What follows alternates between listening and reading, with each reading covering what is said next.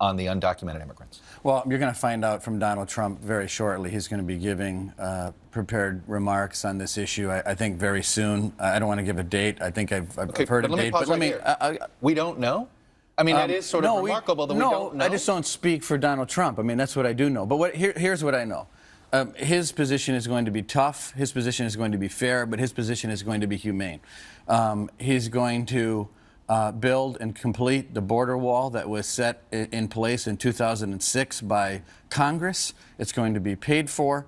I believe that he is going to, when he talks about deportation, he's going to go after people who are here and are criminals and shouldn't be here. Who's a criminal under this circumstance, though? Because, you know, some people believe just being here illegally is a crime, and that makes you a criminal. Does that count? Well, look, I mean, those are the things that Donald Trump is going to answer. And this is not obviously a simple question. These are not simple issues. If they were simple, obviously the position and... He simplified it a lot during the primaries. Some would argue oversimplified it. He did. He did simplify it. But now he's reflecting on it, and his position is going to be known. But here's the thing. I think the part about where Donald Trump is on this is he's a guy who's going to be tougher on this issue, tougher on illegal immigration than any politician that we've ever had as a nominee or ever could have as a nominee. That's not going to change. He is going to be a law and order candidate. He is, and a law and order president. Do you agree with some of the analysis? Do you agree with some of the analysis that says, "Oh, this is Jeb Bush's policy"? No, I really don't, because I think that you're not going to see an easy path to legalization. You're not going to see that in a Donald Trump plan. You thought Jeb Bush's plan provided an easy path to legalization? I think it was an easier plan to legalization. I think the Gang of Eight was an easier plan to legalization, an easier plan to citizenship. You're not going to have a pathway to citizenship with Donald Trump. That's off the table. There's no method by which someone is here illegally that is going to become a citizen and jump the line as Hillary Clinton wants to do. I mean, the real issue is, look at the two plans. Look at where Hillary Clinton is. She wants to put Barack Obama's immigration plan on steroids. She wants millions of people who are here illegally to cut the line before anyone else. Donald Trump praised parts of Barack Obama's immigration. Parts of it. As far as deportation. Parts of it, but not executive amnesty, not illegal immigrants jumping the line like Hillary Clinton wants to do. That's the issue. The issue is this is an election of choices. One, allow everyone in through complete amnesty, or number two, a tough plan that's fair and humane. Let me ask you about birthright citizenship. It's still on Donald Trump's website. Is he going to call for the end of birthright citizenship? You're going to have to ask him. Where's the Republican Party on this? Do you think that should be something that should be the position of the Republican Party? No, I believe in the interpretation of the Supreme Court on the issue. So you're comfortable with birthright citizenship? I'm comfortable with it. I'm comfortable with it. I'm comfortable with it. I'm comfortable with the Supreme Court rulings on the issue. And so you think Donald Trump? So your advice to him would be, don't be touching birthright citizenship.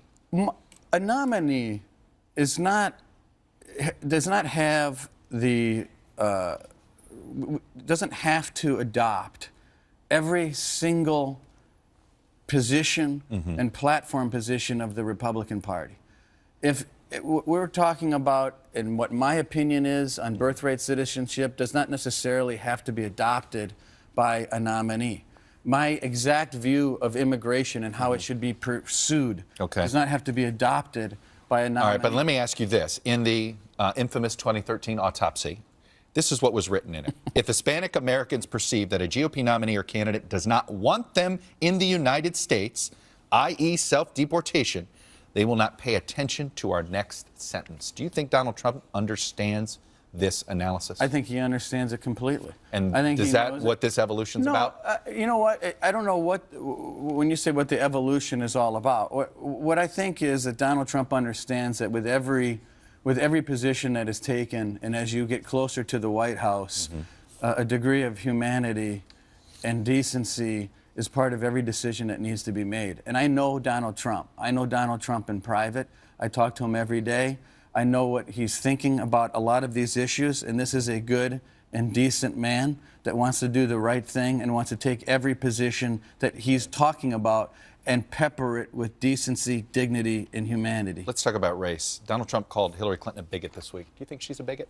Look, Here's what I think. These are not my words. I think that you have to look at people's actions. You look at Donald Trump and you look at his actions in developing and promoting women and breaking a mold in Mar-a-Lago, which today we think is nuts, but 40 years ago he broke the mold and allowing anyone from any background, any faith, any gender, any race into Mar-a-Lago. You look at Hillary Clinton. She's the one that labeled African-American youth as super predators. Her campaign is the one, and her supporters in her campaign were the ones that borne out the birther movement. It was Bill Clinton in her campaign in 2008 that questioned the success of Barack Obama, not based on his talent, but based on his race. It was their campaign.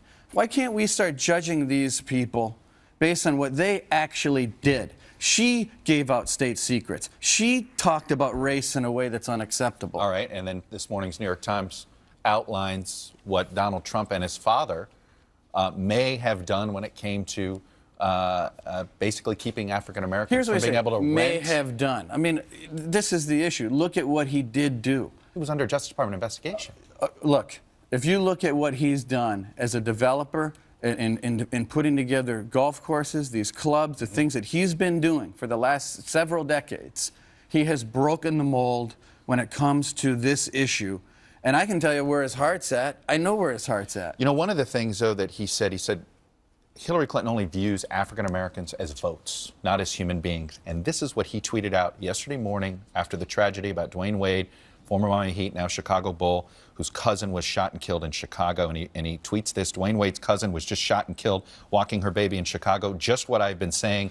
African Americans will, in all caps, vote Trump. Appropriate?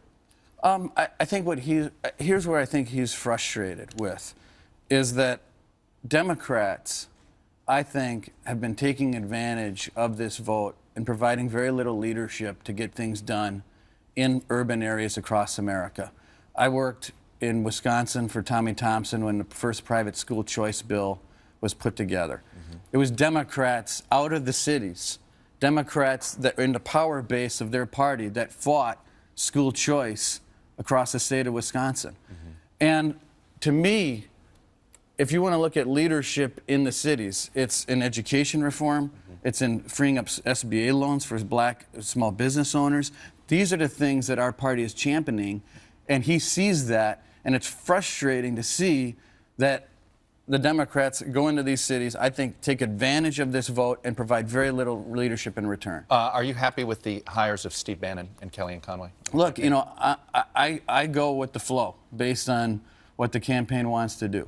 I think Kellyanne's doing a phenomenal job. I don't know Steve Bannon, to tell you the truth, very well. Okay. I'm going to get to know him. I mean, I'm starting to get to know him. We're learning his background, and some of it's quite uncomfortable. Is this the proper background that Donald Trump should be hiring if he's trying to appeal to women, for instance?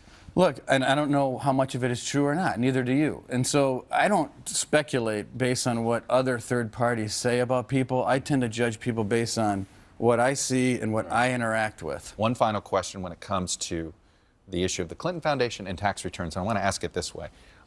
Donald Trump's been hitting her hard on the Clinton Foundation and saying all sorts of behind-the-scenes, pay-for-play allegations. Does it undercut his message if he won't release his tax returns? Would he have some higher ground, be on higher ground here in criticizing Clinton's finances if we saw his tax returns? No, I don't think so. By the way, Roger Stone is the latest Republican to call for Donald Trump to release his tax returns, a close friend of Trump's. No, I don't think so, because if you look at what Hillary Clinton has done, I think when voters look at what Hillary Clinton actually did, they see somebody that they believe broke the law. They see somebody who gave away state secrets. They see somebody that went out of her way.